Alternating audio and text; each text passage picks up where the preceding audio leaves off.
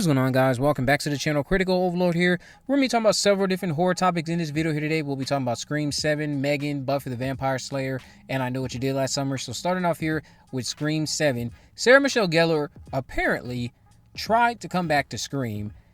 She told this to Entertainment Tonight. She said, "I'm not in Scream 7. I tried to get in Scream 7. Nobody wanted me. They were bringing everybody back. I kept thinking I would get a call. I didn't get a call. There's a lot of people that died in all of the Scream movies that are back. Skeet Ulrich, Matthew Lillard. I'm just saying I'm waiting for my call." All I can say is this is quite interesting considering her remarks about Helen Shivers.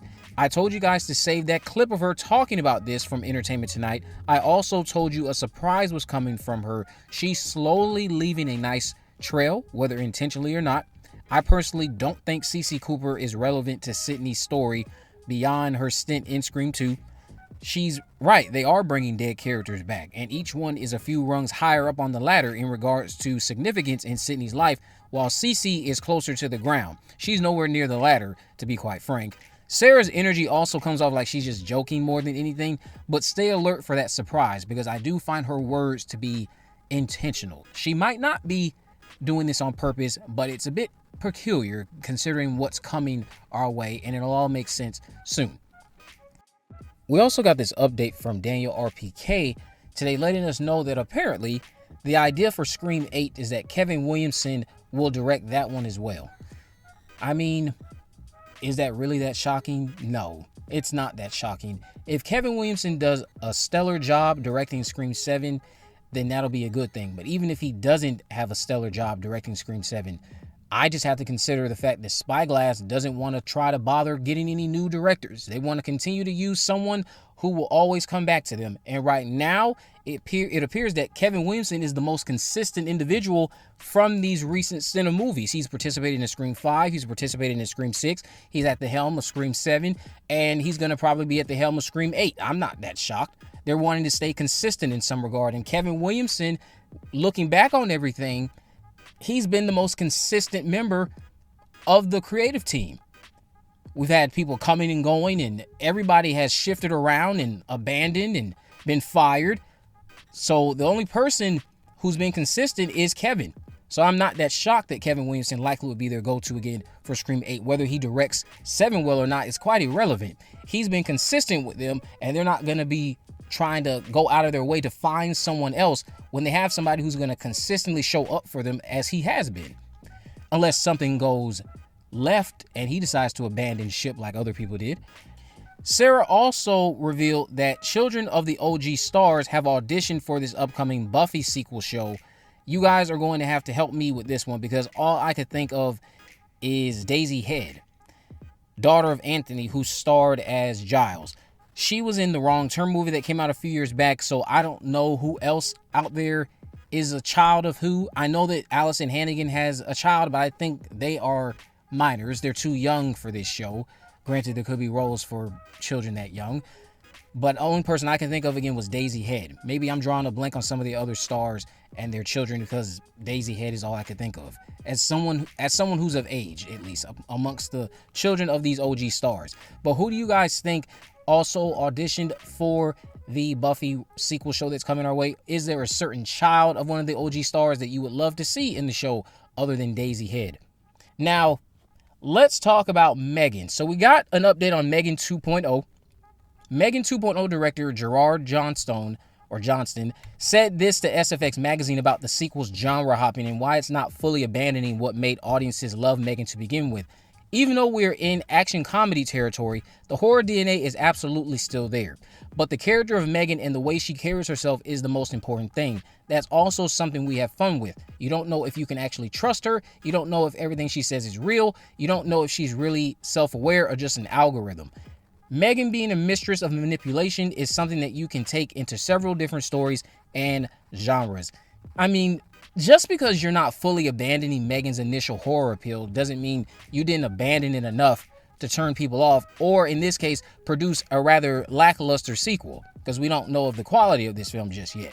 A lot of folks are down for this genre hop, and others are unimpressed. Upon seeing the trailer, I don't really have that much faith in the movie. I hope it's a good time. I hope I'm able to come out of it giving it a good review. But from what I've heard about the movie, I don't have any real enthusiasm as much as I did prior to the trailer dropping.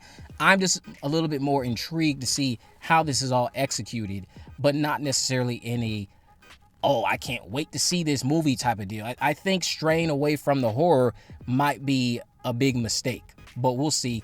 Jumping the shark and going right in the Seed of Chucky territory, you know, I mean, if the movie's not bad, then it's not Seed of Chucky, but you get what I mean. If it's bad, then you jumped right into Seed of Chucky. You didn't even go into Child's Play 2. You just skipped right over Bride and everything and went straight to, oh, let's do our Seed of Chucky right now. That's if M3GAN 2 is a bust. Are you guys excited for this genre hop? Do you wish it would have retained more of the horror appeal that made you fall in love with M3GAN to begin with, if you're someone who even fell in love with M3GAN? Some people don't even like that first movie. But we'll see what comes of this when it drops. I just wanted to draw attention to the fact that just because you didn't completely change it doesn't mean that you didn't change it enough to be a complete turnoff to the general audience. Now, let's talk about I Know What You Did Last Summer. Reese Feldman posted a behind-the-scenes montage on Instagram asking the cast of I Know What You Did Last Summer if they think they'll make it to the end. Jennifer Love Hewitt is featured in this at one point during the end. Her answer was, of course I will, duh, which has led to a few to doubt Julie making it out as a final girl this time around.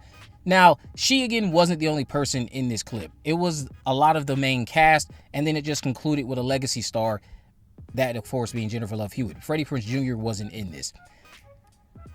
I know Julie's fate, but all I will stress right now is that it's far more important what the character does with the time given more than solely if they live or die. Resting the quality of usage on someone living or dying, that's not fair to everything else prior to that destination. You need to engage with, did they give them a strong purpose? How did they push the narrative forward? Were they even useful with their time on screen? Is there a good reason for them to be here?